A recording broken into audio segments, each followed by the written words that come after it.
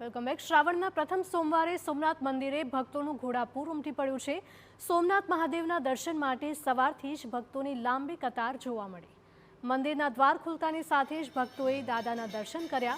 મંદિર પરિસર હર હર મહાદેવ જય સોમનાથના નાદથી ગુંજી ઉઠ્યું। ભક્તોની ભીડને લઈ પોલીસ પ્રશાસન દ્વારા ગોઠવાયો છે ચુસ્ત બંદોબસ્ત। ભીડના નિયંત્રણ માટે ઝિગઝેગ લાઇન સહિતની વ્યવસ્થા કરવામાં આવી।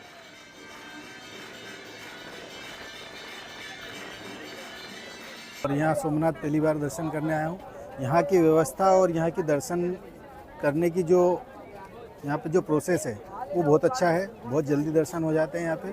और हमने यहाँ पे 3 बार दर्शन किए। कल से हम यहीं पे हैं सोमनाथ में और बहुत अच्छी व्यवस्था है। बहुत अच्छे से दिल्ली से आए हैं, ये अंकल आंटीज हैं हमारे साथ में।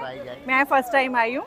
मैंने मैनिफेस्ट किया था कि मुझे सावन के सोमवार को ही जाना है सोमनाथ में और भोले बाबा ने मेरी सुन ली। बहुत अच्छे दर्शन हुए। हमने कल रात को भी दर्शन किए, सुबह हमने रुद्राभिषेक कराया और बहुत आनंद।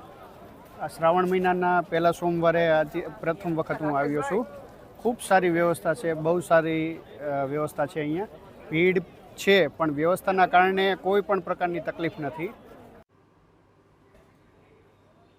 तो श्रावण मासना प्रथम सोमवारे जूनागढ़ना गिरनार पर्वतनी तळेटीमां आवेला भवनाथ महादेव मंदिर खाते पण वहेली सवारथी ज भक्तोनी भारे भीड़ जोवा मळी। मंदिरना द्वार पर वहेली सवारथी ज भक्तोए कतार लगावी। भक्तोना उत्साह अने भक्तिथी समग्र मंदिर परिसर हर हर महादेवना नाद साथे गुंजी उठ्यो। हजारों भक्तो श्रावणना प्रथम सोमवारे भवनाथ मंदिरमां दर्शन करवा माटे उमट्या। स्वयंभू प्रगट थयेला भवनाथ महादेव मंदिर धार्मिक दृष्टिए खूब ज महत्वनुं मानवामां आवे छे।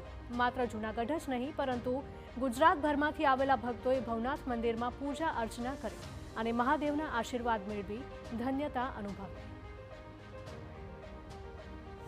श्रावण महीनानो पहलो सोमवार अने अद्भुत जग्या આપણું ભવનાથ મંદિર।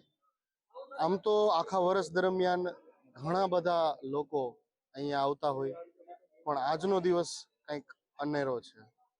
આજનું આ દિવ્ય વાતાવરણ અને આ જે આપણે અહીંની જે વાઇબ છે એ અદ્ભુત છે।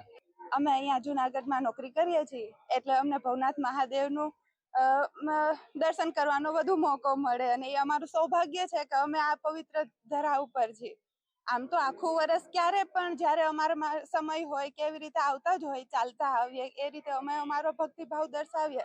પણ આજ શ્રાવણ મહિનો છે, પવિત્ર માસ છે, જીવ અને શિવ એક જ છે એમ મહાદેવને અમે રીઝવવા માટે કે ખુશીથી એ રીતે દર્શન કરવા આવીએ છીએ। અમે ભવનાથ તળેટીમાં દર્શન કરવા આવ્યા છીએ। શિવ અને જીવ એટલે બંનેનું એક મિલન છે। અમે એમના દર્શન કરીને પાવન થયા છીએ। આજે અમે અમદાવાદથી ભવનાથ તળેટીમાં દર્શન કરવા મારું ગ્રુપ બધા આવી રહ્યા છીએ।